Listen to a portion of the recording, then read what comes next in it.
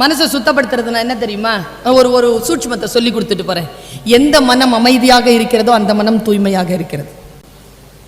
மனதை அமைதிப்படுத்திக் கொள். மனம் சாந்தமா இருக்கட்டும். கொந்தளிக்கின்ற மனம், சிந்தனைகளை மோத விடுகின்ற மனம் அமைதியா இருக்காது. அது பல நேரங்களில் சூழ்ச்சி செய்யும்.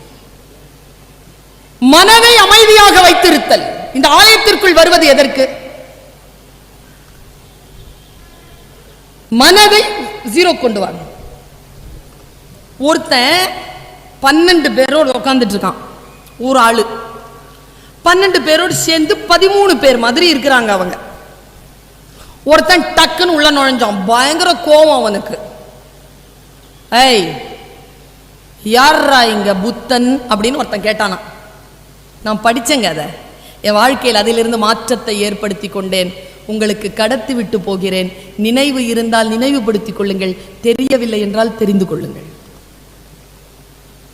யாரா புத்தன்னா? என்னடா இது, நம்ம குருநாதரை யாரான்றான் ஒருத்தன்.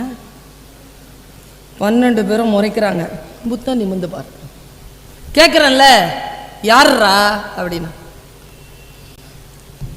ஆனந்தன்ற ஒருத்தன். அவன் எந்திரிச்சான்.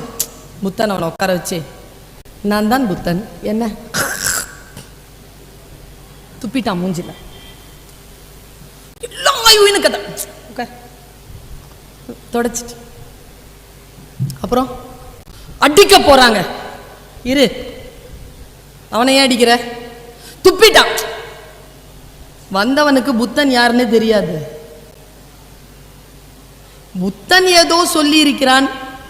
அந்த கருத்தின் மீது தான் அவனுக்கு கோபம். அந்த கருத்தின் மீது தான் அவன் எச்சில் துப்பினானே தவிர புத்தன் மீது இல்லை.